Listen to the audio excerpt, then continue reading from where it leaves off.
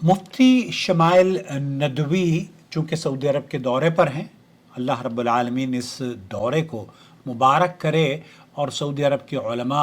और मशाइख से जुड़ना, इनके अक़ीदे की इस्लाह के नतीजे में हम लोग देखें और अल्लाह करे कि ये दूरियां ख़त्म हो जाएं। कुरान और सुन्नत से जुड़ने वाले लोग जिस तरीक़े से हम देवबंद से चलकर सहारनपुर से चलकर सऊदी अरब में आए रिज़्क़ की कब तलाश में, यहाँ आकर अल्लाह रब्बुल आलमीन ने हमें रिज़्क़ से भी नवाजा और अल्लाह रब्बुल आलमीन ने अक़ीदा भी दुरुस्त कर दिया। इस तरीक़े से बहुत सारे लोग हैं, लातादाद लोग हैं, उलमा और मशाइख हैं जो सऊदी अरब में आते हैं, यहाँ सऊदी अरब के उलमा से मिलते हैं और फिर जब वो जाते हैं तो उनकी इस्लाह हो चुकी होती है। अल्लाह करे कि मुफ्ती शमाइल नदवी की भी इस्लाह हो जाए, जो खामियां हैं अल्लाह उनकी खामियों को दूर कर दे, आमीन या रब्बल आलमीन। हम उनके लिए दुआ गो हैं। उन्होंने जो मुनाजरे में उनकी कारकर्दगी रही है, इससे क़तई नज़र के उसमें कुछ इख्तिलाफ़ी उमूर भी हैं, लेकिन मजमूई तौर पर उन्होंने एक अच्छा दिफा किया है। हमें उनके दौरे से कोई ना ही जलन है ना हसद है। हम दुआ गो हैं कि अल्लाह ताला उनकी मज़ीद उन्हें इल्म में इजाफ़ा फरमाए और उनसे दीन की बेहतर से बेहतर खिदमत ले और हिदायत से माला माल फरमा दे, आमीन या रब्बल आलमीन। लेकिन एक पोस्ट नज़र से गुजरी जिसमें लिखा था कि हमारे एक मखसूस खुद साख्ता ठेकेदार गिरोह के सीने पर मूंग तल रहे हैं मौसूफ। सऊदी अरब का दौरा है मुफ्ती शमाइल नदवी का और ये टाइटल किसी ने फेसबुक पर कमेंट्स के ज़रिए लिखा। कहते हैं कि मुफ्ती साहब को माशाल्लाह सऊदीया से दावत है और वो सऊदीया के दौरे पर हैं और बड़े शहरों और मारूफ अहले इल्म से मुलाकातें और उनकी मोहब्बतों और नसीहतों को समेटने में मसरूफ़ हैं। अल्लाह करे कि ये सही हो कि नसीहतें जो होती हैं ना, शेख सालेह अल फौज़ान ये कहते हैं कि जो आदमी ये अक़ीदा रखता हो कि अल्लाह ताला हर जगह मौजूद है तो ये अबू लहब का अक़ीदा हो सकता है, मुसलमान का नहीं। बहरहाल बड़ों के दिल भी बड़े और वो खुले दिल से उनका इस्तकबाल कर रहे हैं, इसमें कोई दो राय नहीं है। और उनकी जीत पर मुबारकबाद भी दी जा रही है और दुआओं से भी नवाजा जा रहा है। और ये जीत मसलक की नहीं बल्कि इस्लाम की जीत है, अल्हम्दुलिल्लाह। ये बात तो तय है, इसमें तो हमें आपसे इख्तलाफ भी नहीं है और हमने कभी इस इख्तलाफ को न जाहिर किया है, बल्कि अगर कोई गलतियाँ मुफ्ती शमाइल नदवी की अहले इल्म ने जो I+ या दीगर उलमा हमारे उनकी गलतियों की निशानदेही कर रहे हैं, इससे ये मुराद नहीं है कि उनकी बातों को, ताकि उनके अंदर इस्लाह हो सके, वो सही मनहज इख्तियार करें और आइंदा अगर कोई डिबेट हो तो जिस तरीके से अहमद दीदात वगैरह आखिर में जाकर ना अटक जाया करते थे, वैसे ही ये ना अटकें। बहरहाल ये जो उन्होंने लिखा है ना कि हमारे मखसूस खुद साख्ता एक ठेकेदार गिरोह के सीने पर मूंग दल रहे हैं, इसका जवाब मैंने लिखा है, दावत और मनहज। दोस्तों, भाई और बहनों, ये एक वायरल तहरीर और मुफ्ती साहब के सऊदी दौरे के तनाजुर में एक संजीदा वजाहत आपकी खिदमत में पेश कर रहा हूँ। सोशल मीडिया पर हालिया दिनों एक तहरीर गर्दिश कर रही है जिसमें एक मुफ्ती साहब के सऊदी अरब के दौरे को गैर मामूली अंदाज में पेश किया गया है। तहरीर में उनके बड़े शहरों में जाने, मारूफ सऊदी उलमा से मुलाकातों, उनके इस्तकबाल, मुआनक़े, मोहब्बतों और नसीहतों को इस अंदाज से बयान किया गया है कि बाज़ हल्कों ने उसे जीत, फतह और मुखालिफिन के लिए तान के पैराहे में लेना शुरू कर दिया है, बल्कि बिलवास्ता तौर पर बाज़ मसालिक को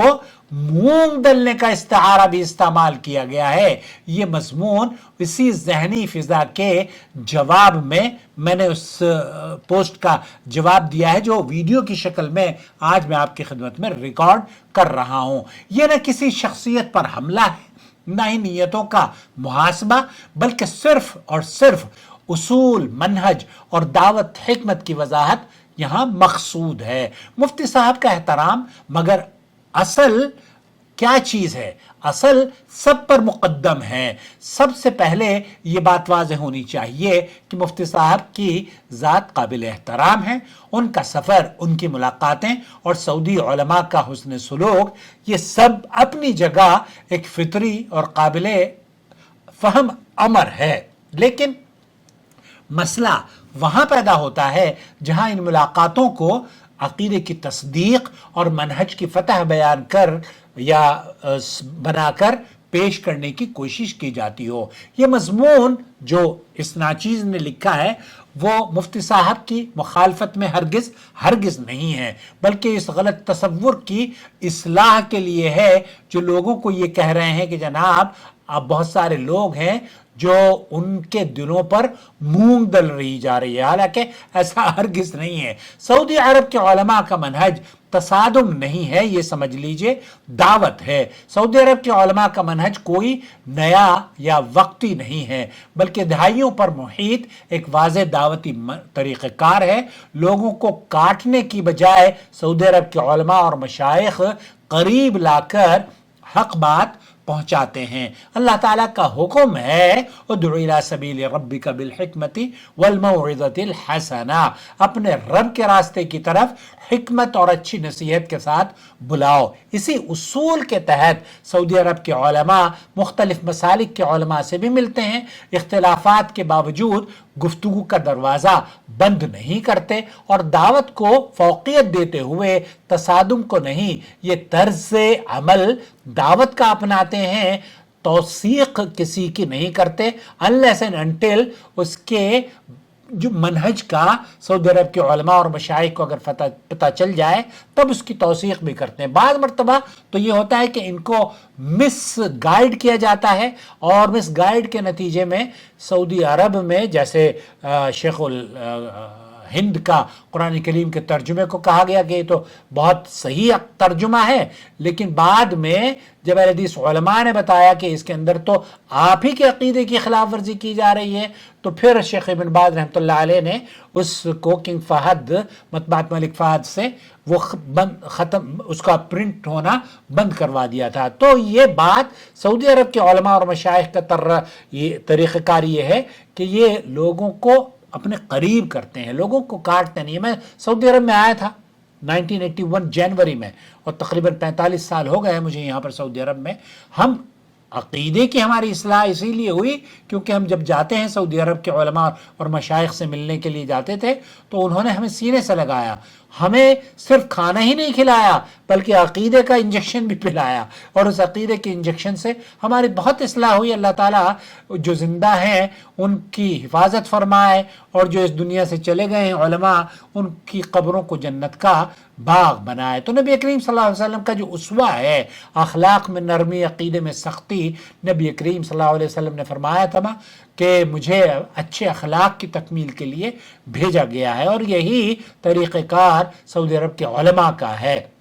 لیکن اسی نبی نے دین میں کسی بدعت یا انحراف کو قبول نہیں کیا، اسی لیے فرمایا من احدث فی امرنا ھذا ما لیس منہ فہو رد، جس نے ہمارے دین میں کوئی نئی چیز داخل کی جو اس میں نہیں تو وہ مردود ہے، قابل قبول نہیں ہے۔ یہ بالکل واضح پیغام ہے۔ اخلاق اپنی جگہ ہے، دعوتیں اپنی جگہ ہے، ان کا سینوں میں لگانا یا معانقہ کرنا یہ اپنی جگہ ہے، لیکن کسی عالم کا، کسی مفتی یا داعی کو گلے لگانا، اس کے ساتھ بیٹھنا یا ضیافت دینا، یہ سب دعوتی اخلاقی حصہ ہے، اخلاقیات کا حصہ ہے۔ اس سے یہ سمجھ لینا کہ عقیدے کی تصدیق ہو گئی ہے، منہج کی جیت ہو گئی ہے، یہ دعوتی سیاست سے ناواقفیت ہے۔ دوستو، اگر ملاقات ہی معیار ہوتی تو رسول اکرم صلی اللہ علیہ وسلم کی ان ملاقاتوں کا کیا کیجیے گا، کیا کیا جائے جو ایمان نہ لائے لوگ بلکہ نبی کریم صلی اللہ علیہ وسلم کی سامنے آتے، نبی کریم صلی اللہ علیہ وسلم کے ساتھ ایمان نہ لانے کے باوجود بھی وہ ملاقاتیں کرتے، بلکہ کئی ایسے منافق بھی تھے جو نفاق کی وجہ سے مشہور ہیں، لیکن اللہ کے رسول صلی اللہ علیہ وسلم ان کے ساتھ بھی خندہ پیشانی سے پیش آتے، ان سے ملاقات کرتے، تو ان کے ساتھ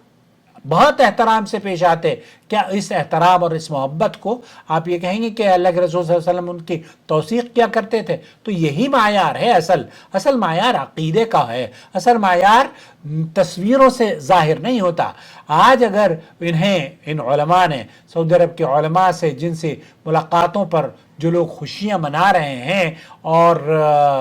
وہ یہ کہہ رہے ہیں کہ مفتی صاحب کی بڑی عزت ہوئی ہے اور بہت ہی احترام کیا گیا ہے، وہ احترام کے لائق ہیں، ہم ان سے اختلاف نہیں کرتے، انہیں ان کی عزت اور احترام اپنی جگہ ہے، لیکن کیا اللہ اپنی ذات کے ساتھ ہر جگہ موجود ہے؟ اگر ہر جگہ موجود آپ یہ کہتے ہیں تو سعودی عرب کے علماء کا واضح موقف یہ ہے کہ اللہ ہر جگہ موجود نہیں ہے، بلکہ یہ قول اہل باطل کا قول ہے، ابو لہب کا عقیدہ ہو سکتا ہے، اہل سنت والجماعت کا یہ عقیدہ نہیں ہے۔ جو تصویروں میں نظر آ رہا ہے وہ آپ کو سعودی عرب کے علماء اور مشائخ کا حسن